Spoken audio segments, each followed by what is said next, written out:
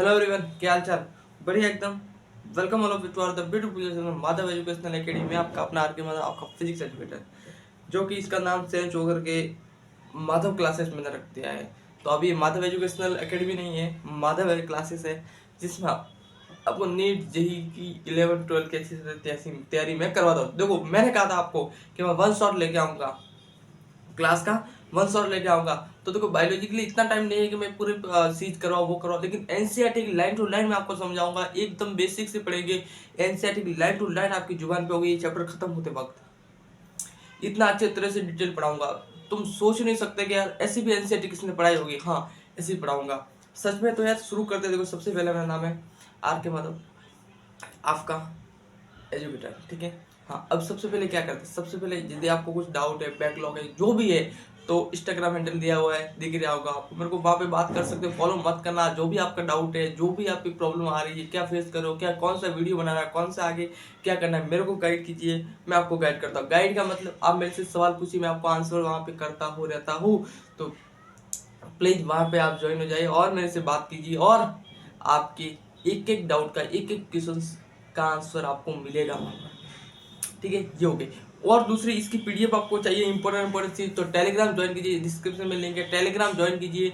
वहाँ पे आपको इसका पीपीटी मिल जाएगी, नोट्स मिल जाएंगे। तो अभी क्या करते हैं, अभी शुरू करते हैं क्लास को। अभी क्लास को क्या करते हैं, शुरू करते हैं। सबसे पहले इसकी एक बार इकाई को पढ़ लेते हैं ना, इसका एक बार थोड़ा देख लेते हैं। एक क्वेश्चन आते नहीं हम, जीव विज्ञान, अर्नस्ट मेयर। देखो, सबसे पहले याद क्या रखना है, ये याद रख लो। तो अर्नस्ट मेयर, ये क्वेश्चन देखो, एक क्वेश्चन यहाँ पे बन सकते हैं, मैं नहीं बोल रहा कोई, मुझे लगता है पूरी बायोलॉजी के अंदर एक आध क्वेश्चन इनका आता ही है, आता ही है। तो इनको एक बार देख लो। मैं तो बोलता इसका क्या करो पता है तुम, मैं सही बताऊँ, इसका एक छोटी सी नोटबुक बना लो, छोटी सी बना लो, इतनी छोटी सी हो गई है ना, उसकी छोटी सी बना लो। ये सभी जो इंट्रोडक्शन इनका दिया हुआ ना, वैज्ञानिकों का इंट्रोडक्शन ये एक बार लिख डालो। क्या इंट्रोडक्शन, ये जो इंट्रोडक्शन इनका दिया हुआ है ना, तो एक बार इनको लिख डालो। सही बता रहा हूँ, तब जाके आप अच्छे परफेक्ट बन सकते हो। इनका एक बार लिख डालो, ठीक है। अब इसके बारे में थोड़ा हम पढ़ लेते हैं, आपको समझा देता हूँ, है ना। ये क्या बोल रहे हैं कि अर्नस्ट मेयर का जो जन्म है ना, वो क्या हुआ, 5 जुलाई को हुआ था। कब हुआ था इनका जन्म, 5 जुलाई को इनका जन्म हुआ था। ये सब बोल रहे हैं, हम भी मानेंगे कि यस 5 जुलाई को इनका जन्म हुआ। ये यहाँ पे लिख लेता हूँ ना मैं, थोड़ा थोड़ा इधर, 5 जुलाई को इनका जन्म हुआ था, ठीक है, ठीक है। 1904 में क्या, कैप्टन जर्मनी में हुआ था। क्या, कैप्टन जर्मनी में हुआ था। आप हार्वर्ड विश्वविद्यालय में विकास का, ये मैंने क्या लिख दिया है इधर, पूरा पढ़ लेता हूँ। विकास परमार जीव वैज्ञानिक थे, इन्होंने 20वीं सदी का डार्विन कहा गया था। इसको 20, देखो ये क्वेश्चन मिल सकता है तुम लोगों को, है ना। ये तुम इसको मिसअंडरस्टैंडिंग कर सकते हो, लेकिन यहाँ से क्वेश्चन फंसता है भाई। जिन्हें 20वीं सदी का डार्विन कहा गया है, बोल सकता है कि 20वीं सदी का डार्विन किसे कहा गया है, 20वीं सदी का डार्विन किसे कहा गया, तो इनको बोल सकते हैं। देखो, आप बोलोगे लाइन टू लाइन, यस, मैं आपको लाइन टू लाइन बताऊंगा। मैं क्वेश्चन लिखता हूँ कि 20वीं सदी का डार्विन किसे कहा गया है, तो आपको पता होगा कि अर्नस्ट मेयर को कहा गया है, अर्नस्ट मेयर को कहा गया है। ऐसे इंपॉर्टेंट पॉइंट को आपको छोड़ना नहीं चाहिए भाई। मैं तो होता तो पढ़ लेता अच्छी तरह से, ठीक है। डार्विन कहा गया है, कहा गया है। आप अब तक के 100 महान वैज्ञानिकों में से एक थे, मतलब अभी तक के 100 वैज्ञानिक थे, उसमें से इनका भी नाम आता था, ठीक है। मैं विश्वविद्यालय का एक वैज्ञानिक है। तो देखो, इतना कुछ इंपॉर्टेंट, मैं जितना बता रहा हूँ उतना पढ़ लेना ना। प्राप्त की, और 1900 पदवी की, तो बट क्या, उन्होंने 18 साल के कार्य जीवन काल को आपको पक्षी विज्ञान, वर्गीकरण विज्ञान, भूगोल, विकास, प्रौद्योगिकी का एक विज्ञान के इतिहास, एक दर्शन आदि अनुभव केंद्रित कर रहा था। आपने लगभग अकेले ही विकसित किया। अभी इससे कोई इम्पोर्टेंट नहीं, इतना इम्पोर्टेंट था, इतना इतना ज्यादा कोई नहीं पढ़ना। ये रखना, और 20वीं सदी का इसका जन्म कब हुआ, और ये कौन थे, और 20वीं सदी का डार्विन किसे कहा जाता है, बस इतना याद रखना आपको, ठीक है। अभी चलते हैं आगे। और इनकी डेथ हो गई थी, देखो, 4 में स्वर्गवासी हुए, ठीक है। ये दूसरी चीज पढ़ते हैं। देखो, अभी तुम्हारा हुआ टॉपिक स्टार्ट, अभी तुमको फोकस करना पड़ेगा इस पे। अभी मैं जो इम्पोर्टेंट, देखो, अभी तुम्हारा हो गया टॉपिक स्टार्ट, अभी टॉपिक हुआ, अभी इस पर फोकस करना तुमको बहुत ही जरूरी है, ठीक है। बहुत जरूरी क्यों है, कैसे है, मैं आपको समझाऊंगा, है ना, पूरी डिटेल समझाऊंगा। तुम सोचोगे नहीं कि यार इतना भी अच्छे तरह से पढ़ा लिया, हाँ, इतना भी अच्छे तरह से मैं आपको पढ़ा लूंगा। इधर जीव जगत, द लाइविंग वर्ल्ड, स्टार्ट कर लो इधर, है ना। हेडिंग डाल दूं, द लाइविंग वर्ल्ड, हाँ, द लाइविंग वर्ड लिख दो, है ना इधर में, ठीक है ना, द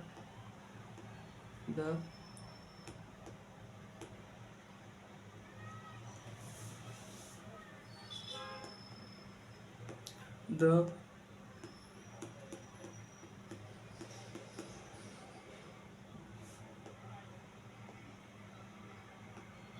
द लाइविंग वर्ड।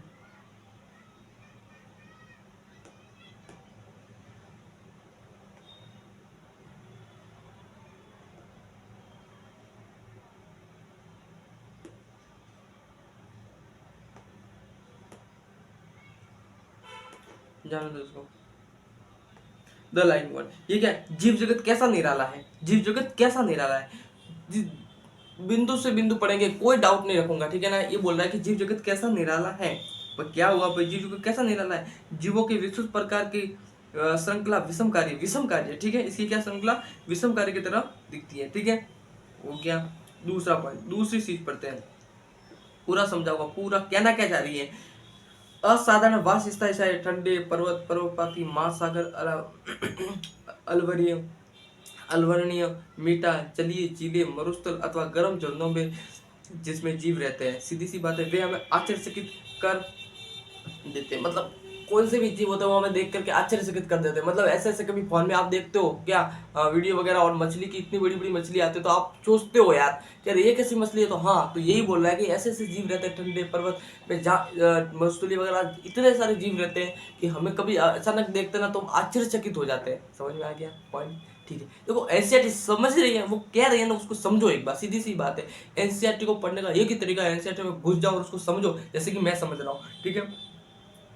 दूसरी चीज जिलेशन है, सर पर दौड़ने वाले घोड़े, जो दौड़ने वाले घोड़े प्रवासी पक्षी या घाटियों में खिलते फूल अथवा आक्रमणकारी सार की सुंदरता विस्मय चमत्कार का आह्वान करती है। मतलब ऐसे सारे दो घोड़े हो गए, बहुत सारे हैं जो हमें आश्चर्यचकित करती है, ठीक है। परिस्थिति विरोध तथा समष्टि के समष्टियों तथा समष्टिक और समुदाय में सहयोग अथवा तक की, यहाँ तक कि कोशिका कोशिका में आणविक गतिविधि से चलता है, पता चलता है। मतलब इनकी कोशिका से आणविक गतिविधि कैसी होती है उससे पता चलता है कौन सा क्या जीव है। दूसरी बात कि वास्तव में जीवन क्या है, सीधी सी बात, पता चलता है कि जीवन क्या है। इस प्रश्न में दो निर्विवाद प्रश्न है। पहला तकनीकी, जो जीव तथा निर्जीव क्या है। मतलब इससे दो निकलते हैं कि जीव और निर्जीव में क्या अंतर है। मतलब सही बताओ ना भाई, सही बताओ ना, इसकी जो टॉपिक की बात आता हूँ ना, मैं अगर सही बता खुल के मैं घर वाली बात करूँ ना दोस्तों की, मैं अगर मैं घर वाली बात करूँ ना, तो ये कहना क्या चाह रहा है, साफ सीधी बात कर रहा, तुमको इसे बहला रहा है। इसमें हम टॉपिक में ये पढ़ेंगे कि जीव क्या होता है, जीव क्या होता है, सीधी सी बात है। और निर्जीव क्या होता है, निर्जीव क्या होता है। बस बस, अगर ये तुम समझ गए इस चीज को, भाई ये बात यही कहना चाहता है कि जीव एक्चुअल में क्या होता है। हम कितने टाइम से देखते हैं कि जीव निर्जीव एक्चुअल में होता क्या है। जीव निर्जीव भाई हमें भी बता दो कि जीव और निर्जीव होता क्या है। इसकी इस चीज के बारे में डिस्कस करके जीव और निर्जीव क्या है, इसका उत्तर खोजने का प्रयत्न करता है तथा दूसरों का प्रश्न दर्शना सके। दर्दनाक क्या लिखा हुआ है, इसको समझना पड़ेगा ना, इसको मिटाना पड़ेगा। दार्शनिक है, ठीक है, जो ये जानन का प्रत्ययन करता है कि जीवन का उद्देश्य क्या है। मतलब जीवन हुआ तो इसका उद्देश्य क्या है, ठीक है। वैज्ञानिक होने के नाते हम दूसरे प्रश्न का उत्तर देने का प्रयास नहीं करेंगे, हम विषय पर चर्चा करेंगे जीवन क्या है, जीव क्या है। दूसरी चीज आते हैं और टॉपिक पे आते हैं, और भाई थोड़ा ऊपर करता है, ठीक है, ऊपर करता है क्या है। जीवन में विविध जीव जगत की विविधता है, जीव जगत की विविधता पढ़ते हैं। क्या पढ़ते हैं हम पहले थोड़े, सबसे पहले क्या पढ़ते हैं, जीव जगत की विविधता। क्या पढ़ते हैं भाई, जीव जगत की विविधता।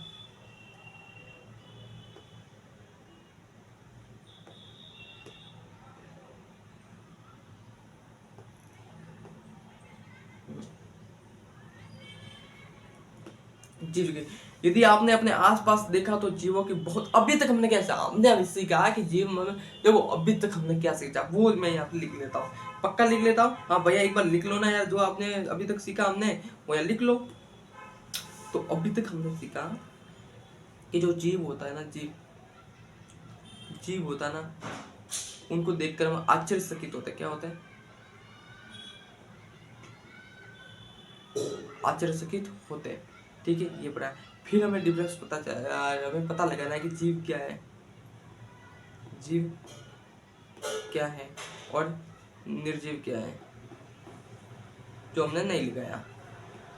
ये चीज तो बढ़िया कि जीव और निर्जीव क्या है, इसके बीच में डिफरेंस क्या है, ये हमने अभी तक पढ़ा। ठीक है,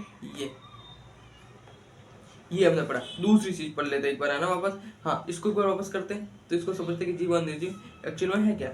अभी यदि आपने आसपास देखा तो आप जीवों की बहुत सी किस्में देखेंगे। हाँ, देखेंगे, क्यों नहीं देखेंगे, जीवों के आसपास बहुत सारी किस्में देखेंगे। यस, ये किस्में गमले में उगने वाले पौधे भी हो सकते हैं, कीट भी हो सकते हैं, पक्षी भी हो सकते हैं, पालतू भी हो सकते हैं, अतः अन्य प्राणी तथा पौधे हो सकते हैं। किसी भी किस्में अगर देखेंगे तो गमले में उगने वाले पौधे भी हो सकते हैं, पालतू भी, जंगली भी हो सकते हैं, कौन से भी जीव तो बहुत सारे होते हैं भाई, तो कोई भी दिख सकता है। ठीक है, दूसरे हो सकते हैं बहुत से ऐसे जीव भी होते हैं जिन्हें आप आंखों से सहायता से नहीं देख सकते, सीधी सी बात है, इसको माइक्रोस्कोप से देखना पड़ता है। ऐसे बहुत सारे जीव है भाई जिसको हम आंखों से देख ही नहीं सकते, मतलब छोटे छोटे स्मॉल होते हैं, उसको माइक्रोस्कोप की जरूरत पड़ती है। समझ में आ गया? ठीक है, नहीं देख सकते, लेकिन आपके आसपास ही है। हाँ, मेरे आसपास भी बहुत सारे माइक्रो बैक्टीरिया वगैरह हो गए, बहुत सारे जीव है जो मैं नहीं देख सकता, लेकिन मुझे पता है इतने खड़े इधर बैठे। सर क्या पागलपंती की बात कर रहे हो, क्या क्या कर रहे हो? हाँ भाई, बहुत सारे ऐसे जीव है जो इतने सूक्ष्म होते हैं, इतने छोटे से होते हैं जो हम देख ही नहीं सकते। उसको देखने के लिए किसकी जरूरत चाहिए?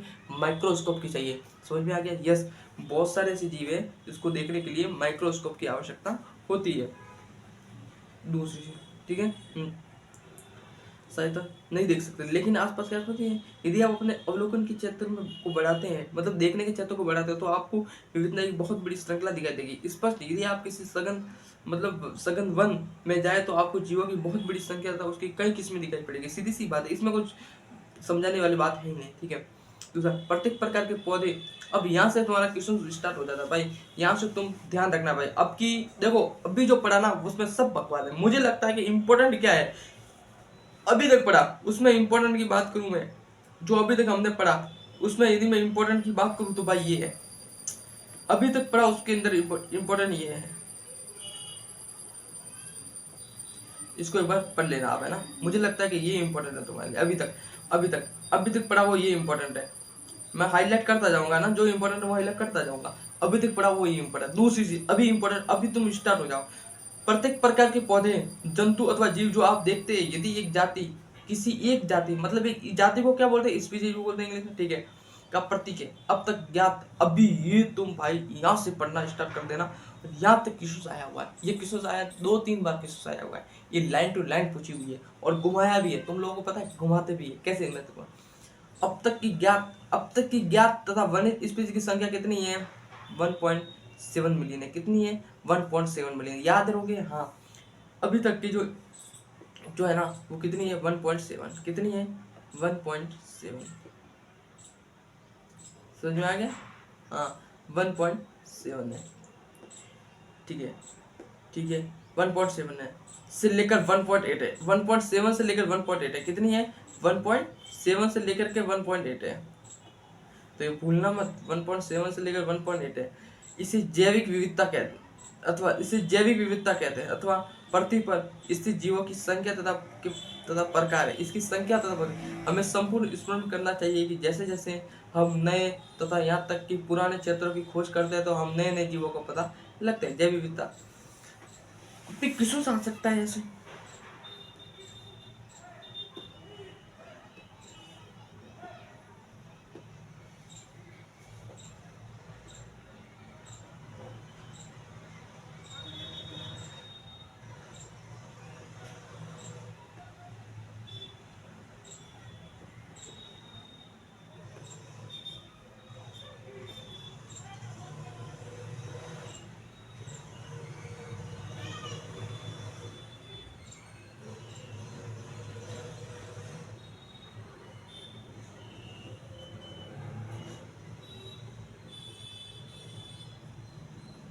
किसको समझ सकता है ना ऐसे?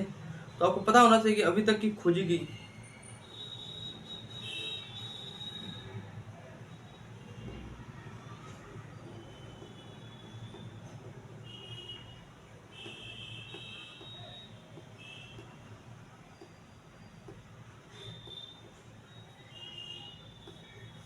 ठीक है, अभी तक खोजा कितनी, जैव विविधता कितनी है?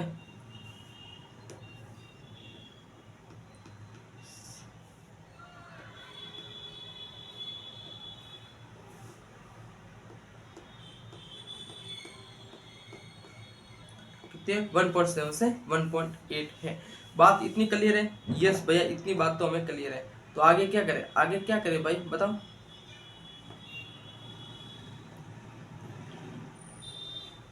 ठीक है 1.7 इतनी बात है, ठीक है। प्रतिबद्ध, ठीक है, इतना हुआ है। जैसा कि ऊपर बताया गया कि विश्व में कई मिलियन पौधे तथा प्राणी हैं। हम पौधे तथा प्राणियों को उनके स्थानीय नाम से जानते हैं। ये स्थानीय नाम एक ही देश के विभिन्न स्थान के अनुसार बदलते रहते हैं। यदि हमने कहीं कोई ऐसी विधि नहीं निकाली जिसके द्वारा हम जीवों की चर्चा कर सके तो शायद हमें भ्रमणकारी स्थिति पैदा हो सकती है। प्रत्येक जीव का एक मानक नाम होता है जिसे वह उसी नाम से सारे विश्व में जाना जा रहा है। सीरीज अब भी भाई तुम्हारा स्टार्ट होने वाला, अभी तक तुमने नहीं पढ़ा तो 2 चीजें अभी तक पढ़ लो। पहले जो फर्स्ट पेज और अभी अभी का मैंने अंडरलाइन कराया वो तुमने नहीं पढ़ा। देखो अभी इस सीरीज को फॉलो करने से होगा क्या, अभी इस सीरीज को फॉलो करने से आपके शॉर्ट एंड एनसीईआरटी के रिवीजन हो जाएगा, अच्छी तरह से पूरी एनसीईआरटी समझ में आ जाएगी। दूसरी चीज क्या होगा, आप कम टाइम में जो मैंने हाईलाइट किया है ना वो पढ़ सकते हो, इसलिए इस पीपीटी को आपको ध्यान में रखना है। ठीक है, प्रत्येक जीव का एक मानक नाम होता है, सीधी सी बात है, जिसे वह उस नाम से पूरे विश्व में जाना जाता है। जैसे कि मेरा नाम रमेश है, मेरा नाम रमेश है, क्या है रमेश। अभी आप यूट्यूब, मुझे पता है आप लोगों को अभी को पता, अभी पता चला होगा मेरा नाम रमेश है, क्योंकि मैं आर के मतलब लिखता हूँ और सब मुझे यही जानते हो, लेकिन मेरा रियल नाम है रमेश। तो मैं सही बताऊँ ना, तो यहाँ पे अगर मैं बात करूँ कि प्रत्येक जीव का एक नाम होता है, क्या प्रत्येक जीव का एक नाम होता है जिसे पूरे विश्व में उसके वर्ल्ड में उसको जाना जाता है। अगर मैं कहूँ कि यार मेरा आम के पेड़ को बोलते हैं आम, तो यार ऐसे थोड़ी ना कहूँगा कि यार आम का पेड़, मैं अगर महाराष्ट्र में जाऊँ तो उसका नाम अलग हो जाएगा, राजस्थान में जाऊँ तो अलग हो जाएगा। नहीं, एक आम का, जिस कुत्ते का आम बोलते कुत्ता या डॉग, तो ऐसा तो नहीं कि यार दूसरी जगह जाओ तो उसका नाम सही होगा, नहीं। तो एक रणनीति बनाई कि भाई इस एनिमल को या इस प्लांट को हम उसी नाम से पुकारेंगे जिस नाम से रखा गया, उसको पूरी वर्ल्ड में इसी नाम से पुकारेंगे। तब जाके एक रणनीति बनाई भाई, समझ में आ गया। तो मैं यही कहना चाहता हूँ कि प्रत्येक जीव का एक मानक नाम होता है जिसे हम उसी पूरे विश्व में उसी माना जाता है। इस प्रक्रिया को नाम पद्धति कहते हैं। अब नाम पद्धति क्या होता है आपको पता चल गया होगा मुझे लगता है। नाम पद्धति क्या होता है, ठीक है, स्पष्ट नाम पद्धति तभी संभव है जब जीवों का वर्णन सही हो और हम जानते हैं कि यह नाम किसी जीव का है, इसे पहचानता है। ठीक है, अध्ययन को सरल करने के लिए अवलोकन वैज्ञानिकों ने प्रत्येक जीव को वैज्ञानिक नाम देने की प्रक्रिया बनाई। इस प्रक्रिया को विश्व में सभी जीवों को मतलब एक नाम देने के लिए ना मतलब बहुत सारी प्रतिक्रिया बनाई नाम देने के लिए, इसको क्या नाम दे क्या ना है। तो 2 ऐसी कंपनी थी जिन्होंने आपको मैं बात कहूंगा, तो 2 ऐसी थी, ठीक है, स्वीकार किया। पौधों के लिए वैज्ञानिक नाम का आधार सर्वनाम नियम तथा कसौटी है। पौधे को ये थोड़ा इंपॉर्टेंट लगता है ना मेरे को, ये देख लेना क्या है कि पौधों के लिए वैज्ञानिक का नाम का आधार सर्वमान्य नियम तथा कसौटी है जिनको international code of botanical nomenclature ने दिया गया। याद रखना किसका नाम याद रखना, पौधों के लिए। क्या रखना, पौधों के लिए। आप पूछ सकते हैं कि प्राणियों का नामकरण कैसे किया गया जाता है। देखो सही करो, प्लांट की यदि बात करो ना, प्लांट मतलब पौधों की यदि मैं बात करूँ ना, पौधों इधर ही लिख लेता, फिर ऊपर चिपका दूंगा। पौधों की बात करूँ, ये सवाल आता है भाई, पौधों की बात करूँ ना तो कौन सी थी, ICBN। देखो तुम है ना पागल हो, पता है, तुम पागलपंती कर लेते हो, तुम ये सब पढ़ लेते हो। अभी क्वेश्चन क्या आएगा पता है, तुम ये पढ़ लेते हो और क्वेश्चन आएगा पौधों का नामकरण किसने किया, मतलब पौधों का नामकरण में क्या आता, तो आई लिख लोगे ICBN, ये पढ़ के चले जाओगे। लेकिन ये क्वेश्चन पूछ लिया ना कि ICBN का पूरा नाम क्या है, तो तुम फंस जाओगे। तो ये आपको याद होना चाहिए, international code of botanical nomenclature, ये याद होना चाहिए। दूसरा प्राणी की बात करूं, यदि मैं प्राणी की बात करूं,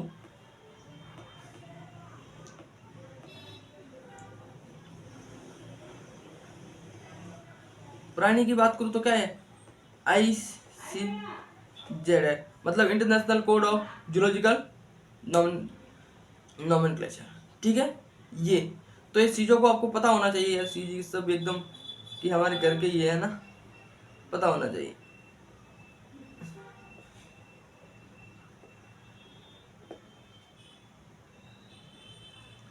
ठीक है, ये पता होना चाहिए। ठीक है, पता चल गया पौधों के लिए क्या है और प्राणी के लिए क्या है, समझ में आ गया। यस, वैज्ञानिक नाम की यह गारंटी है कि प्रत्येक जीव का एक ही नाम रहे। किसी भी जीव के वर्णन से विश्व में किसी भी बाग में लोग ही एक नाम बता सकते हैं। ये भी सुनिश्चित करे कि एक नाम एक दूसरे का जीव का ना हो, मतलब ये भी सुनिश्चित करे। तो वो ये पॉइंट आएगा तुम्हारे कि जीव के लिए मतलब आईसीबीएन ने जो आईसीजेडएनबीएन ने जो भी था, उस दोनों कमेटी ने क्या डिसाइड किया था, इसने बोला था कि मेरा नाम रमेश है तो किसी दूसरे का रमेश नहीं होना चाहिए। अभी यहाँ पे तो क्या भगवान ने सबसे सही कहो तो सबसे बुद्धिमान इंसान को बनाया। तो अगर यदि मेरा नाम रमेश है, मेरा नाम रमेश है और किसी का नाम रमेश है जो बहुतों का होता है, समझ में आ गया। मेरा नाम रमेश है और किसी का, देखो भगवान ने क्या किया पता है, भगवान ने इंसानों को सबसे बुद्धिमान कहा हुआ है, समझ में आ गया, सबसे बुद्धिमान कहा। तो यदि मेरा नाम रमेश है ना और दूसरे का भी नाम रमेश है ना, तो कभी मिक्स नहीं होने देंगे, क्योंकि बुद्धि है हमारे में। और जानवरों में क्या होता है, हम कुत्ते को तो अगर सेम सेम कलर के हो तो पहचान ही नहीं पता ये हमारा है कि उनका है, समझ में आ गया। पेड़ है तो बहुत सारे सेम सेम पेड़ है, तो उनको इस नाम दिया हुआ है, एक नस्ल से नाम दिया हुआ है। ऐसा नहीं है कि ये पेड़ है, ये आम का पेड़ तो उसका भी अलग नाम, ये आम का पेड़ तो उसका भी नहीं, एक आम का पेड़ का अलग दे दिया, समझ में आ गया। इस चीजों को बहुत क्लासिफिकेशन किया तो समझ में आ गया क्या नाम दिया। हाँ, तो ऐसी चीज़ों को समझने के लिए एक कम्युनिटी बनाएगी, तो उन्होंने रूल्स बनाया कि एक नाम का दूसरे नाम से सेम नहीं होना चाहिए। मतलब इस नाम को यदि आम के पेड़ को आम का पेड़ कहेंगे या डॉग को डॉग कहेंगे, तो दूसरे देश में भी उसको उनकी भाषा में डॉग ही, मतलब उनकी जैसे कि यहाँ हिंदी है तो वहाँ पे लैंग्वेज चल डॉग हो सकता है, यहाँ पे कुत्ता बोलते तो वहाँ पे डॉग बोल सकते हैं, लेकिन उसका नाम सेट नहीं होगा। समझ में आ गया। यस, मतलब एक जीव का एक ही नाम हो सकता है, ठीक है। दूसरी चीज करते हैं,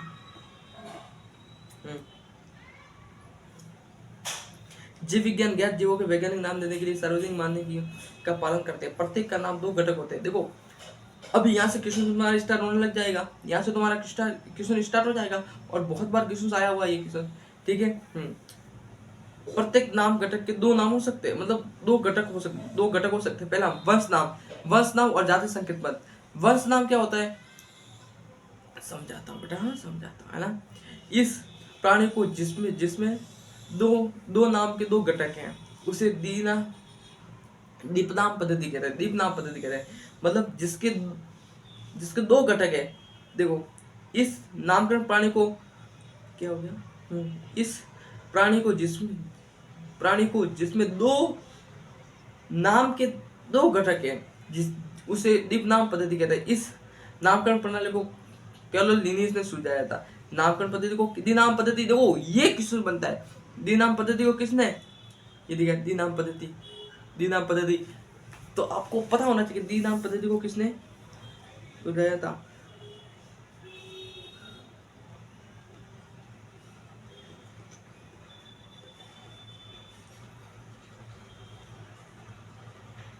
द्विनाम पद्धति को किसने सुझाया था, तो आपको पता होना चाहिए। क्या पता होना चाहिए कि हमारे भाई साहब थे कैरोलस लिनियस ने, क्या थे,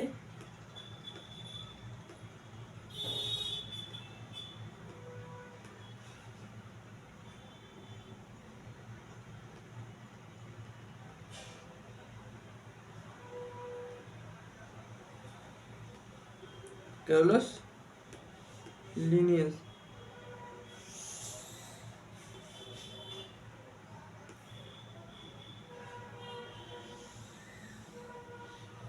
कैरोलस लिनियस से सब आया।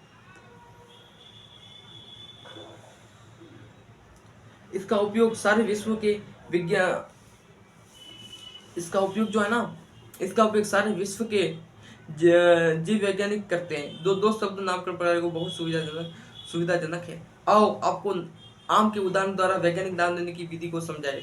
आम का वैज्ञानिक नाम मेजिफेरा इंडिका है। तब आप ये देख सकते हैं कि यह नाम कैसे दीपक है। देखो सीधी सी बात, दीपक कैसे समझा दो, है ना।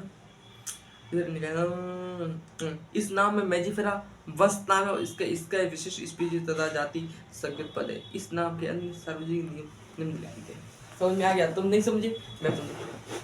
देखो आम का नाम, जैसे कि मैंने देसी भाषा में बोला था, आम का पेड़, जो आम का जो पेड़ था आपके उधर, जो आम का जो वैज्ञानिक नाम है वो है मेजिफेरा इंडिका। क्या है, मेजिफेरा इंडिका। आम का वैज्ञानिक नाम क्या है, आम का वैज्ञानिक नाम क्या है, आम का वैज्ञानिक नाम क्या है आपका वैज्ञानिक नाम? यही लिखता हूँ ना।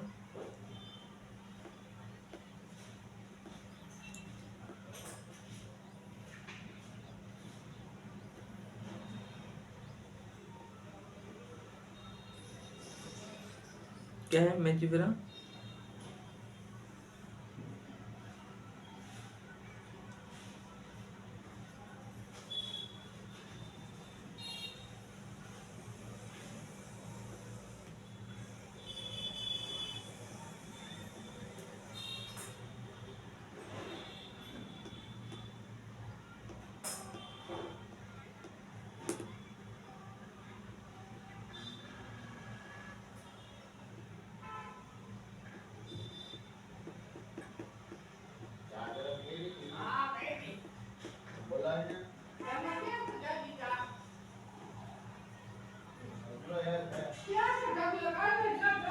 हम्म।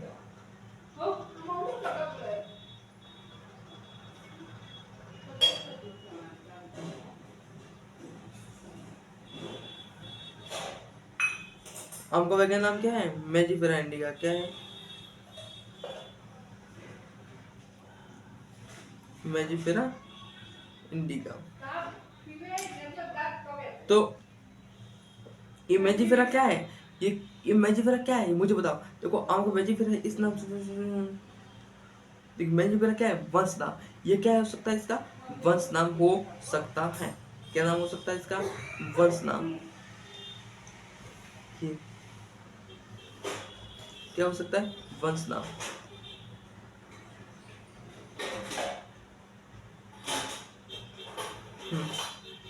शुरुआत में समझाता हूँ। देखो आम, आम क्या है?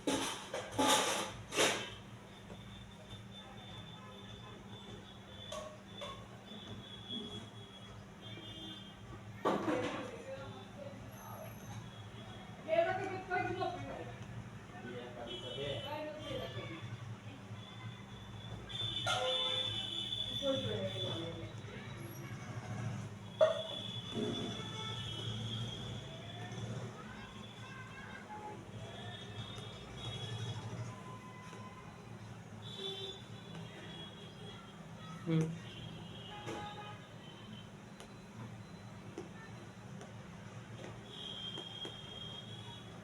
ये क्या है? ये मेन वंश नाम है। क्या है?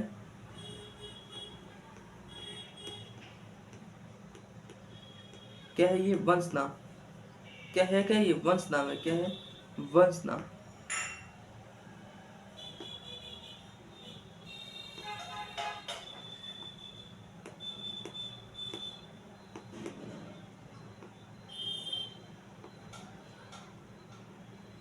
वंश नाम। और ये इंडिका? और ये इंडिका क्या है? ये इंडिका क्या है? मतलब इंडिका बताओ। इंडिका, इंडिका, ये इंडिका क्या है? ये इंडिका क्या है? इंडिका।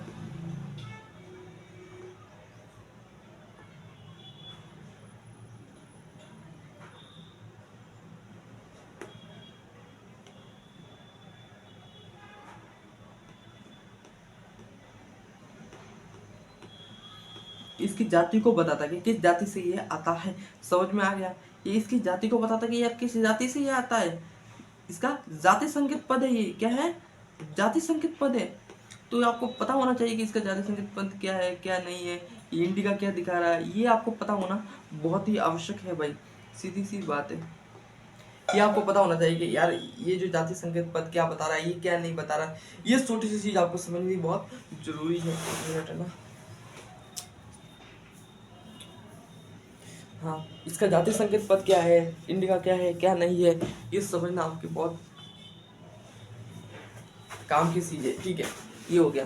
बात पता चल गई यस कि इसकी जाति संकेत पद क्या है, क्या नहीं है। तो ये इंडिका इसका विशेष जाति संकेत पद है। इस नाम से अन्य सार्वजनिक नियम निकलता है। अब अब ये तो मैंने बता दिया कि क्या है क्या नहीं है, लेकिन आपको ये भी पता है क्या? क्या आपको छोटी सी इंफॉर्मेशन आपको पता है कि इसके कुछ रूल्स हैं जो एग्जाम में भी आते हैं। बहुत सारे ऐसे रूल्स हैं जो एग्जाम में आए। तो पहला रूल्स की यदि मैं बात करूं, पहला रूल्स की यदि मैं बात करूं पहले रूल्स की यदि मैं बात करूं तो क्या है पहला रूल्स? पहला रूल्स बोलता है कि जैविक नाम लैटिन भाषा में होता है।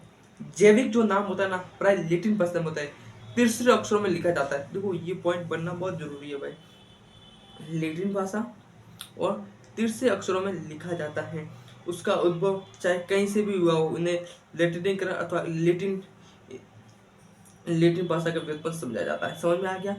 पहला रूल्स ये बोलता है, और ऐसे रूल्स है ना लिखे हुए आएंगे कि निम्न में से कौन सा द्विनाम पद्धति के लिए रूल्स सही फॉलो करता है या नहीं करता। तो आपको दो रूल्स आपको पता होना चाहिए। इसका लेटिन भाषा लेटिन में होता है, क्या होता है, तीसरे अक्षरों में लिखा जाता है, ये होना चाहिए। दूसरा उसका जैविक नाम होता है ना, जैविक नाम, इसका जो जैविक नाम होता है ना, जैविक नाम, उसके पहला शब्द वंश नाम होता है, जिसका दूसरा जाति संकेत पद होता है। ये भी तो मैंने आपको बता दिया, नहीं बताया कि यस बता दिया। चलते आगे, कुछ है नहीं है, चलते आगे। मैं आपको पूरा वंश और रिवीजन भी इसका बताऊंगा ना, पूरा सीरीज भी वापस एक बार रिवीजन पूरा भी करवाऊंगा, ठीक है ना, इसे घबराना नहीं है, ठीक है। चलते इसका आगे। हाँ, तीसरा पॉइंट क्या बोलता है, तीसरा पॉइंट ऐसे बोलता है कि जैविक का नाम को जब हाथ से लिखते हैं तब दोनों अक्षरों को अलग अलग रेखांकित अथवा छपाई में तिरछा लिखना चाहिए। यह रेखांकन उनके लेटिन उद्भव को दिखाता है। लेटिन उद्भव का क्या दिखाता है, ये भी बोल सकता है कि लेटिन उद्भव को दिखाता है, तो उसको आपको पता है तिरछा लिखना चाहिए। ये होता है पहला अक्षर जो वंश नाम को बताता है वह बड़े अक्षर में होना चाहिए। जो वंश नाम को पहला अक्षर जो वंश नाम मैंने बोला था ना, वंश नाम मेजिफेरा, उसको बड़े अक्षरों में होना चाहिए। जाति संकेत पद को छोटे अक्षरों में होना चाहिए। जैसे देख लो ये क्या है, ये क्या है, मेजिफेरा, तो ये बड़े अक्षरों में होना चाहिए। पहले क्या है, बड़े अक्षरों में होना चाहिए। फिर बोला इंडिका, तो देखो छोटे अक्षरों में हो गया। उदाहरण के लिए इसकी संख्या कर सकते हैं। दूसरे जाति संकेत पद, जाति संकेत पद को पद के बाद अथवा जैविक नाम के अंत में लेखक का नाम लिखना चाहिए। जैसे कैसे, देखो जाति संकेत पद के बाद, जाति संकेत पद के बाद किसका, ये देखो जाति संकेत पद हो गया, और इसके बाद देखो ये इस लीन का मतलब क्या है बताओ, लीन का मतलब क्या है। एक क्वेश्चन आपसे पूछता हूँ छोटी सी, यदि आप इतना समझते हो कि लीन का मतलब क्या है, तो तुम समझ जाना कि थोड़ी आपकी तैयारी सही और आपके वन शॉट से काम चल जाएगा। ये छोटी छोटी चीजें जो आपको समझाता है, आपको पता होना चाहिए कि ये इस चीज से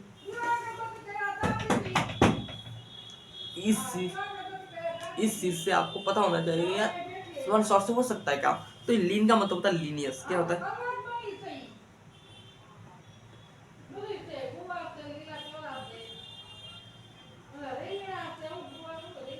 लीनियस, क्या होता है लीनियस।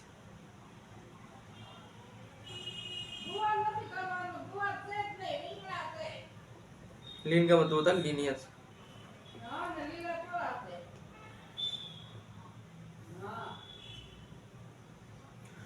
पता होना चाहिए, लीन का मतलब होता है लीनियस।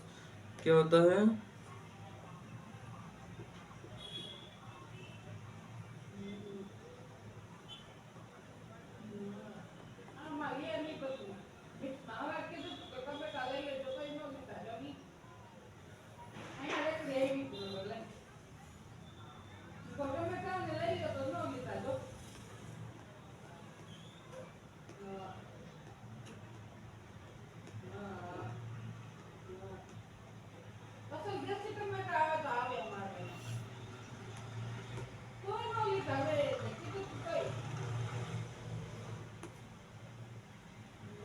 ठीक है। ये लीनियस क्या होता है, लीनियस कहते हैं लीनियस। इसका लीनियस देखो, इसने क्या बोला है, जाति संगत पद के बाद नाम के, देखो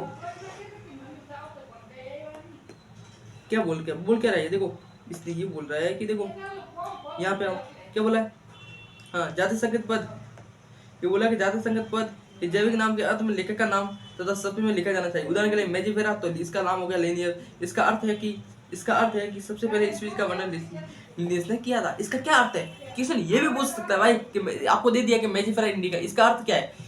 क्वेश्चन पूछ सकता है कि मैंने ले लिया कि मेजिफेरा इंडिका इस, और क्वेश्चन में लिनियस, तो इसका क्या अर्थ है, तो ऑप्शन में आएगा कि इसका अर्थ ये है कि मेजिफेरा इंडिका का जो नामकरण किसने किया था, आपको पता होना चाहिए लीनियस ने किया था। समझ में आ गया है। यदि भी आपको ये भी आगे चलते हैं, यदि भी सभी जीवों का अध्ययन करना लगभग असंभव है, इसीलिए इसे युक्ति बनाते एक आवश्यकता है जो संभव कर सके, इस प्रक्रिया को वर्गीकरण कहते हैं। सीधी अब वर्गीकरण को क्या सकता है, क्वेश्चन आ सकता है वर्गीकरण किसे कहते हैं, सही परिभाषा क्या है, तो हमें पता होना चाहिए कि सभी जीवों का एक नामकरण करना बहुत ही कठिन है भाई। अब पूरे विश्व में बहुत सारे हैं तो उनका नामकरण थोड़ा हो सकता है, तो इसके लिए एक पद्धति बताई जिसको बोलते हैं क्लासिफिकेशन, मतलब वर्गीकरण, जो आगे हम दूसरे चैप्टर में पढ़ेंगे।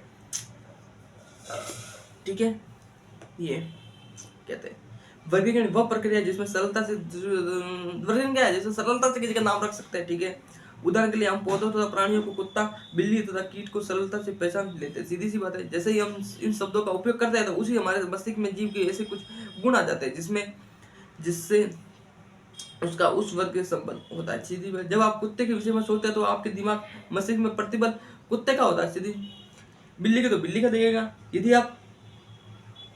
यदि आप एल्सोसियम एल्सोशयन एल्सोसियन के विषय में सोचते हैं तो पता लगता है कि हम किसके विषय में चर्चा कर रहे हैं। इस प्रकार मान लो हम स्तनधारी का सोचते हैं तो आप ऐसे जंतु के विषय में सोचेंगे जिसे बाह्य कान और शरीर के बाल होते हैं। इसी प्रकार पौधे में यदि हम गेहूं के विषय में चर्चा करते हैं तो हमारे मस्तिष्क में गेहूं का पौधा आ जाता है, जो कि अब आ रहा होगा। इसीलिए सभी कुत्ता, बिल्ली, स्तनधारी, गेहूं, चावल, पौधे, जंतु आदि सुविधाजनक वर्ग है जिसका उपयोग हम पढ़ते वक्त करते हैं। इसी वर्गों को वैज्ञानिक शब्दावली टॉक्सा है। ये किससे मिलता है, ये ये यहाँ से पढ़ो, यहाँ से पढ़ो और ये पकड़ो। क्या बोला है, मस्तिष्क गेहूं पौधा हो जाएगा, इसलिए मस्तिष्क कुत्ता, वसुंधरी, गेहूं, चावल, पौधे, जंतु आदि स्तनधारी है। इसका उपयोग हम पढ़ते वक्त करते हैं। इसी वर्गों का वैज्ञानिक शब्दावली क्या है, टॉक्सा। वैज्ञानिक शब्दावली क्या है, टॉक्सा। ये पता होना चाहिए भाई।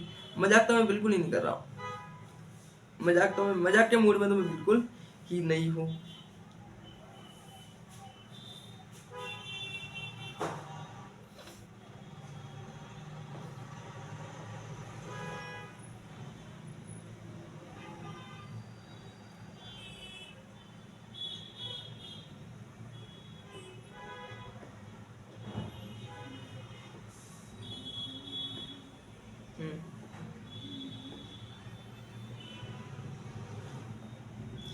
गेहूं भी एक टॉक्सा है। सीधी सी बात, गेहूं भी क्या है, एक टॉक्सा है। क्या है, गेहूं भी एक टॉक्सा है। इसी प्रकार जंतु, स्तनधारी, ये सभी टैक्सा है। जंतु, स्तनधारी क्या है, सभी ये टैक्सा है। लेकिन यह आप जानते हैं कि कुत्ता एक स्तनधारी और स्तनधारी प्राणी है। इसी प्रकार स्तनधारी कुत्ता विभिन्न स्तरों में टैक्सा को बताता है। ठीक है भाई, आगे बढ़ते हैं। इसलिए इसलिए गुणों के आधार पर सभी जीवों का विभिन्न टॉक्सा वर्गीकरण कर सकते हैं। गुण जैसे प्रकार प्रकार की रचना और कोशिका विकासीय प्रक्रम, जीव की स्तनधारी सूचना आवश्यक है। ये सभी आधुनिक वर्गीकरण अध्ययन के आधार पर है। इसीलिए विशेषीकरण, पहचान, वर्गीकरण, नाम पद्धति ऐसे प्रक्रम वर्गीकरण के आधार है। किस सुना सकता है कि वर्गीकरण का आधार क्या है। देखो, मैं जो अंडरलाइन करता ना उसको ध्यान से पढ़ना आपको, है ना, ये पूरा इंपॉर्टेंट है। अब इंपॉर्टेंट का मतलब ये तो ना कि लाइन टू लाइन पढ़नी है, ना, इसको समझना है। क्या इसको समझना है और क्या बोल रहा है, ये आपको पकड़ना है।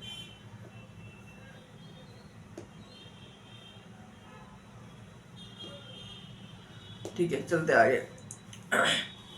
वर्गीकरण में कई नई मानव विभिन्न प्रकार के जीवों के विषय में अधिक जानने का प्रयत्न करते हैं।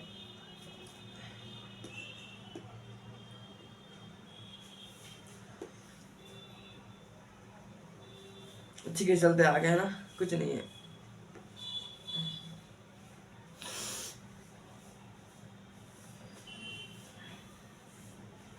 मुझे लगता है यार, एक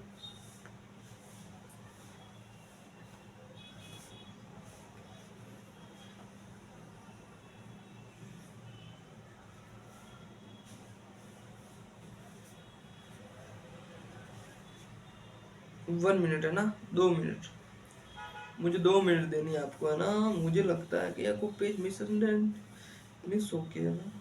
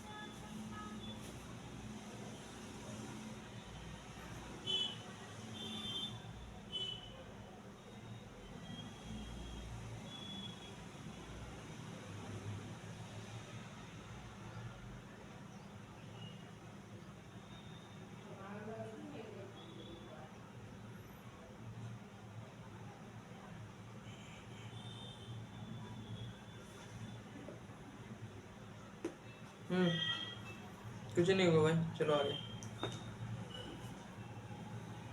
हाँ, उदाहरण के लिए पैंथरा एक अन्य जाति संकेत पद है। पैंथरा क्या है? पैंथरा एक अन्य जाति संकेत पद है। पैंथरा क्या है? एक अन्य जाति संकेत पद है जिसमें टिग्रिस कहते हैं। पैंथरा को क्या बोलते हैं? टिग्रिस कहते हैं। सोलेनम, सोलेनम वंश में नाइग्रिन मेलाजेना भी आते हैं। मानव की जाति सैंपियंस है जो होमो वंश में आता है, इसलिए हम मानव का वैज्ञानिक नाम होमो सैंपियंस होता है। मानव का वैज्ञानिक नाम क्या है? होमो सैंपियंस। मानव का वैज्ञानिक नाम क्या है? होमो सैंपियंस। होमो सैंपियंस, होमो सैंपियंस क्या है? देखो, मानव की जाति संकेत पद है होमो, जाति सैंपियंस है, ठीक है। मानव की जाति क्या है? सैंपियंस, और जो होमो वंश में आता है इसलिए इसका नाम क्या? होमो सैंपियंस। क्वेश्चन बनता है, क्वेश्चन क्या बनता है? होमो, होमो, रुकना है ना, इसको सही करूंगा।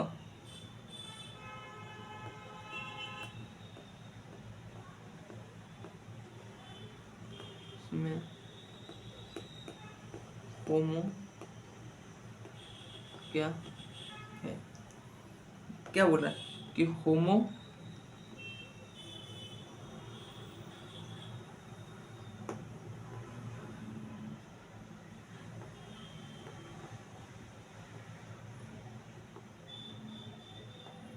होमो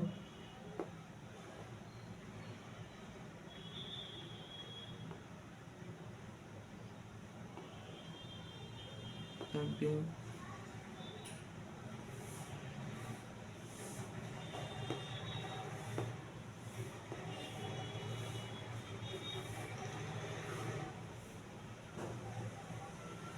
होमो सैंपियंस में होमो क्या है? क्वेश्चन तो बन सकता है ना भाई, क्यों नहीं बन सकता? क्वेश्चन बन सकता है। होमो सैंपियंस में होमो क्या है तो आपको पता होना चाहिए, होमो वंश में आता है। और ये होमो क्या है? वंश है। क्या है?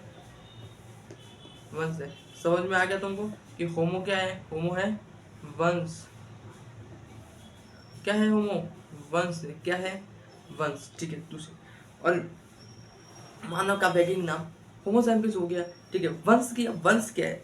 अब पढ़ते हैं वंश क्या है। वंश क्या है? वंश में सब स्पीशीज का वर्ग आता है। क्या आता है? वर्ग आता है। ये पॉइंट आपको याद रखना है, ये आपको याद भूलना नहीं है कि वर्ग आता है, ठीक है। ठीक है, वर्ग जिसमें स्पीशीज के गुण अतः अन्य वंश में इसी स्पीशीज की तुलना में समान होता है। इससे जो इम्पोर्टेंट जो क्वेश्चन बनता है ना भाई, जो मुझे लगता है कि यार ये बहुत ही इम्पोर्टेंट बनता है, वो क्या है पता है? वो क्या है? वो यहाँ से क्वेश्चन बनता है, पता है? इधर से ये अगर तुमने पढ़ लिया ना भाई, यहाँ से तो क्वेश्चन बहुत आता है, बहुत।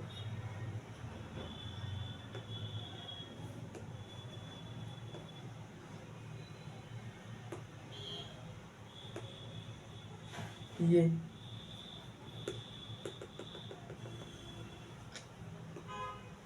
कोई बात नहीं, इसको भी पढ़ेंगे।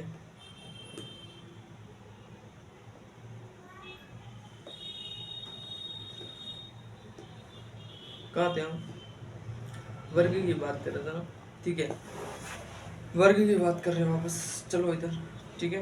वंश में समझ, वर्ग है जिसमें स्पीशीज के गुण अन्य वंश में स्थित स्पीशीज की तुलना में समान होता है। हम कह सकते हैं कि हम ये कह सकते हैं कि वंश समीपस्थ संबंधित स्पीशीज का एक समूह। उदाहरण, आलू, टमाटर, बैंगन दोनों अलग अलग स्पीशीज है। सीधी सी बात है, आलू, टमाटर, बैंगन क्या है? दोनों अलग अलग स्पीशीज है। लेकिन आलू, टमाटर, बैंगन क्या है? देखो देखो, आलू, टमाटर, बैंगन सभी दोनों अलग अलग स्पीशीज है, लेकिन ये सभी सैंपियंस में आते हैं। समझना है कि वंश इसका क्या है, मतलब ये समझ इस किस में आता है? ये यार, आलू, टमाटर, बैंगन दोनों अलग अलग स्पीशीज है, सीधी की जातियां तो अलग है, लेकिन ये सभी किस में आते हैं? सोलेनम वंश में आते हैं। तो आपको पता होना चाहिए कि आलू, बैंगन इनका जो है ना, ये कौन सा वंश है, तो आपको पता होना चाहिए सोलेनम वंश है। शेर, पैंथर, लीव, चीता, पैंथर, ठीक है, तथा पैंथर टाइग्रिस जिसमें बहुत से गुण हैं, ये सभी पैंथरा वंश में आते हैं। दूसरे शब्दों में फेलिस बिल्ली आती है, ये पिन है। समझ में आ गया? बात क्लियर है? ठीक है, अब कुल की बारे में बात करते हैं। देखो ये पॉइंट याद रखना है, भूलना नहीं है, इस चीज़ों को पकड़ना है, शॉर्ट नोट्स बनाने। भाई सही बताओ ना, इसका जो अगर मैं शॉर्ट नोट्स की बात करूँ तो एक पेज के अंदर बन सकता है। पॉइंट पढ़ने यार, पॉइंट लिखने, डायरेक्ट क्वेश्चन आएगा, समझना है, जो मैंने हाईलाइट की वो लिखने हैं, बाकी सबको छोड़ना है, बाकी क्वेश्चन नहीं आएगा। फंसेगा तो क्वेश्चन इधर से ही फंसेगा। बाकी अगला वर्ग कुल है, जिसमें संबंधित वंश आते हैं। वंश स्पीशीज की तुलना में कम समानता प्रदर्शित करता है। वंश, देखो ये क्वेश्चन ऐसे बनते हैं, तुम बोलो कि एनसीईआरटी की लाइन टू लाइन बनती है, वो बनती कैसे पता है? ये यहाँ से क्या बोल रहा है, वंश, ये पता होना चाहिए कि वंश वंश स्पीशीज की तुलना में कम समानता प्रदर्शित करता है। पता, कुल के वर्गीकरण का आधार पौधे तथा कायिक जनन गुण। उदाहरण के पौधे 3 वंश सोलिनम, पिट्यूना, पिटूनिया निया तथा दतूरा का सोलिनेसी कुल के रखते हैं। जबकि प्राणी वंश पैंथेरा, जिसमें शेर, बाघ, चीता आते हैं, का पालन के साथ फेलिडी कुल में रखे जाते हैं। इस प्रकार यदि आप बिल्ली तथा कुत्ते के लक्षण को देखो तो आप दोनों एक समानता तथा विभिन्नता दिखाई पड़ेगी। प्रकार विभिन्न कैनेडी का फेलिडी रखा गया है। विभिन्न कुलों को कैनेडी तथा फेलिडी में रखा गया है। ठीक है, गण की बात करते हैं। गण क्या है? गण गण बताओ भाई, गण क्या है? गण, आपने पहले देखा कि सबक जैसे स्पीशीज, वंश, कुल, समान तीनों लक्षण पर आधारित है। प्राय गुण, गण तथा अन्य उच्चतर वर्गीय स्वर की पहचान लक्षणों के समूहन के आधार पर कर सकते हैं। गण के उच्चतर वर्ग होने के कारण कुलों को समूह होते हैं, सीधी सी बात है, जिनके कुछ लक्षण समान होते हैं। इसी लक्षण गुण को शामिल विभिन्न वंश की अपेक्षा कम होते हैं। पादप जैसे कम्युनिकुलेसी, सोलिनेसी, पॉलिसोनियलस गण में रखा गया है। इसका मुख्य आधार पुष्प लक्षण है, जबकि प्राणी कॉर्निवोरा गण फेलिडी कैनिडी के कुलों में रखा गया है। सबको पढ़ना है भाई, सबको छोड़ना नहीं है। ये चीज़ों बहुत इंपॉर्टेंट है, ये चीज़ें क्या, ये चीज़ें बहुत इंपॉर्टेंट है भाई, इनको नहीं छोड़ना है। अगर तुम छोड़ोगे तो भाई बड़ा पछताओगे, बड़ा पछताओगे। वर्ग, इस वर्ग में शब्द गण आते हैं। उदाहरण के प्राइमेटा, बंदर, गोरिल्ला तथा जिसमें गोरिल्ला तथा गिब्बोज आते हैं। कॉर्निवोरा गण, जिसमें बाघ, बिल्ली, कुत्ता आते हैं, को मैमेलिया वर्ग में रखा गया है। ये पता होना चाहिए कि मैमेलिया वर्ग में रखा हुआ है, क्या रखा हुआ, मैमेलिया वर्ग में रखा गया है। इससे अतिरिक्त मैमेलिया वर्ग अन्य गण भी आते हैं। अब बात करते हैं संघ की। संघ, फाइलम क्या है? ये फाइलम क्या है मुझे बताओ? जिसमें वर्ग जैसे मछली, उभयचर, सरीसृप, पक्षी, स्तनधारी आते हैं। ये पता होना चाहिए किसमें क्या आते हैं। अगले उच्चतर वर्ग संघ कहते हैं, निर्माण करते हैं। इस संघ को एक समान गुणों जैसे पृष्ठरज्जु, नोटोकॉर्ड, पृष्ठीय खोखला, तंत्रिका तंतु होने के कारण कार्डिटा संघ में रखा गया है। देखो ये पता होना चाहिए किस लिए उसको रखा, क्या नहीं रखा, किसके आधार पर रखा। देखो इसने क्या बोला है, इसने बोले वही लाइन, देखो इसने क्या बोला है, तथा पृष्ठीय खोखला, तंत्रिका तंतु होने के कारण तो इस संघ में रखा है, कार्डिटा संघ में रखा। पौधों में इन वर्गों को जिसमें एक ही समान लक्षण होते हैं उसको उच्चतर वर्ग डिवीजन में रखा गया है। अब डिवीजन क्या है, सॉरी जगत क्या है, जगत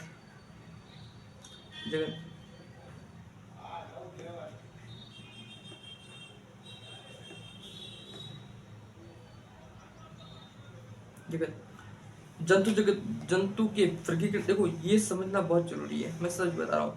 ये तुमको, यदि तुमको ये आ रहा है ना भाई, तो तुम क्वेश्चंस कर ले जाओगे। मुझे लगता है यहाँ से क्वेश्चन फंसता है, यहाँ से ये पता होना चाहिए, ये पता होना चाहिए, मतलब चाहिए, सीधी सी बात है। देखो जगत की बात करूँ, मैं पूरा ग्राफ उसको समझा देता हूँ। देखो पहले जाति क्या है, जाति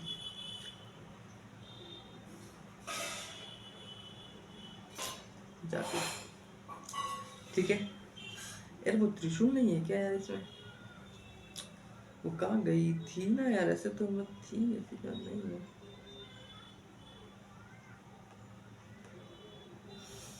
रुको ना 2 सेकंड, मैं वो ढूंढता हूँ बस सिर्फ।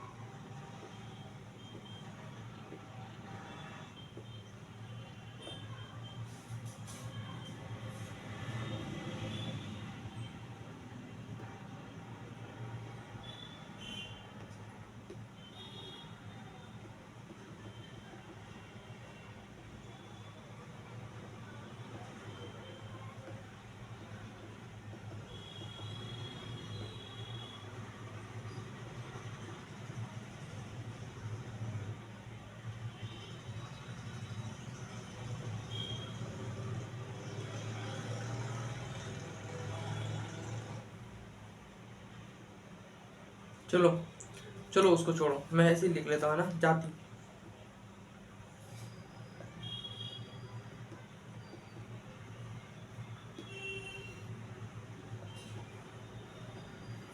ठीक है, मैं जाति की बात करता हूँ ना, ठीक है, ये जाति। फिर वंश आता है, वंश आता है, तो आपको पता तो होना चाहिए ना यार, ये कि नहीं होना चाहिए, बताओ। जाति हो गई, ये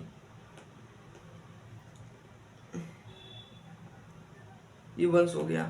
मैं समझा रहा हूँ आपकी, मैं देखो लिखा हुआ मैं क्यों समझाऊँ, लेकिन ये मैं लिखूंगा तो आपको थोड़ा याद भी रह जाए, ठीक है ना, इसलिए मैं लिख रहा हूँ ना। ये बात करते हैं कुल की,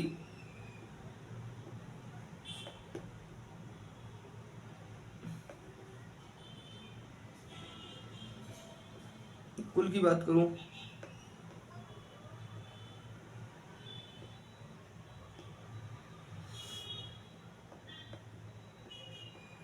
कुल की बात करूं, फिर आ गया गण आ जाता है,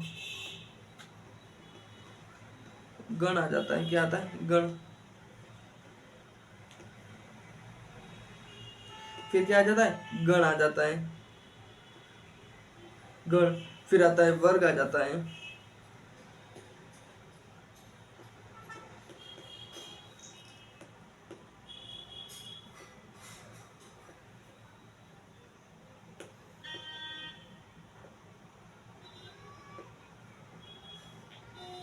वर्ग आ जाता है। फिर संघ आ जाता है, संघ। ठीक है, आपको चीज मैं बताऊंगा कि बढ़ती है कि क्या करती है, रुकना तुम 2 मिनट रुकना, बस उसको समझा, एक बार लिख रहा हूं मैं।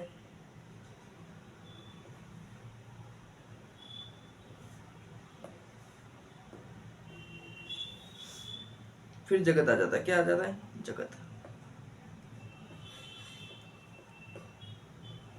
क्या आ जाता है,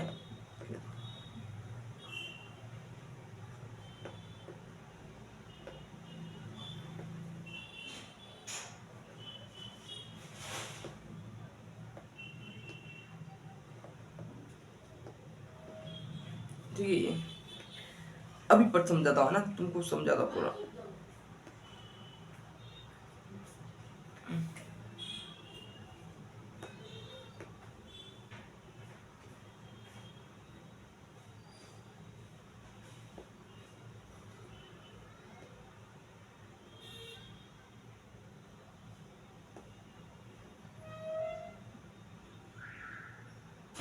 हम्म जगत, ठीक है। जंतु, जंतु के वर्गीकरण तंत्र में विविध संघों के सभी प्राणियों को उच्चतम वर्ग जगत में रखा गया है, जबकि पादप जगत वर्गीकरण बाघ सभी पौधों को रखा गया है। विभिन्न वन संघों के सभी प्राणियों को एक अलग अलग जगत मेनमिलिया में रखा गया है। याद रखना, किस में रखा गया है, मेनिमिलिया में रखा गया है, जिसमें कि उन्हें पौधों को अलग किया जा सके। पौधों को प्लांट जगत में रखा गया है, सबको पता है। भविष्य में इन वर्गों को जंतु जगत पादप में कहेंगे। इसमें स्पीशीज को लेकर जगत विभिन्न वर्गीकरण स्वर को आरोही क्रम में रखा गया है, सीधी सी बात है, आरोही क्रम में रखा गया है। यह वर्गीकरण का पदानुक्रम में उपसर्ग, ये पूछ सकता है कि आरोही क्रम में रखा गया है ना, ये आरोही क्रम में रखा गया है, सभी को किस किस क्रम में रखा गया है, आरोही क्रम में रखा गया है। विभिन्न टैक्सा उचित वैज्ञानिक को स्थान देने पदानुक्रम को रखा गया है।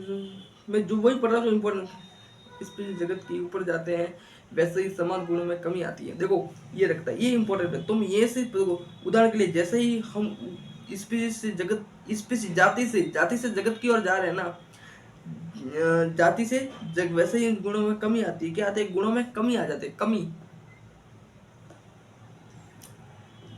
नीचे से ऊपर की जो जा रहे हैं ना, उसके गुण जो होने ना, उसकी कमी आ रही है। क्या आ रही है, कमी, कमी आ रही है गुणों में। किसमें, गुणों में क्या आ रही है, कमी। इतना ऊपर से नीचे से ऊपर जा रहा है ना, इसकी गुणों में क्या आ रही है, कमी।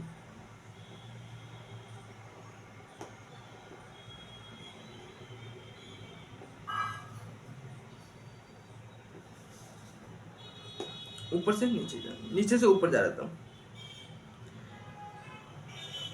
जैसे कि उच्चतर वर्ग में जो सभी टेक्सास समन्वय देता है अधिक कठिन हो सकता है, इसीलिए वर्गीकरण की समस्या तथा तभी जटिल हो जाती है। ठीक है, अभी थोड़ा पढ़ लो, इसको थोड़ा देख लो, ये याद होने चाहिए आपको, पूरा याद हो। मानव का घरेलू नाम क्या है, होमो सेपियंस क्या है, बस सॉरी घरेलू मक्खी हो गई, उसका क्या नाम हो सकता है, पूरा डिटेल आपको ये पूरा याद होना चाहिए। यहाँ से क्वेश्चन फंसता ही फंसता है, शॉर्ट में बना लो, जो भी बना लो, बस इसको याद रखो।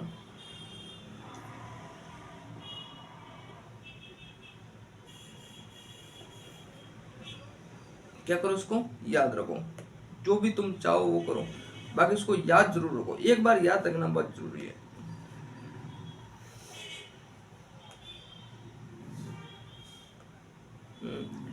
अब सारा मुझे लगता है पूरा हो गया चैप्टर में, पूरा हो गया। सारा से एक बार देख लेना, कोई इंपॉर्टेंट है नहीं लेकिन देख लेना, है ना, देख लेना। अभी क्या करेंगे, अभी मैं आऊँगा 1 घंटे का लेक्चर लेके आऊँगा। 1 घंटे का लेक्चर कल आएगा जिसमें आपका पीवाई हो जाएगा। अभी छोड़ो, इसमें समझा, देखो अभी क्या करेंगे, 1 आवर का एक लेक्चर लेके आऊँगा, क्या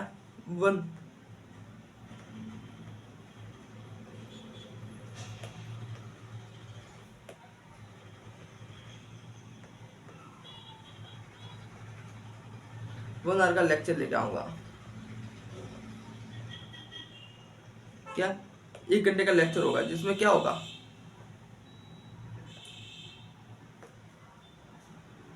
1 घंटे का लेक्चर होगा जिसमें मैं करवाऊंगा वाई क्यू। पीवाई क्यू कैसे हो गए पता है तुमको, सोच भी नहीं सकते कि पीवाई क्यू कहाँ कहाँ से आए होंगे। वैसे पीवाई क्यू कितने कितने साल के पीवाई क्यू कराऊंगा, 15 ईयर। मेरे हिसाब से ये क्वेश्चन, सही बात को 30 क्वेश्चन के समथिंग हो जाएंगे ये।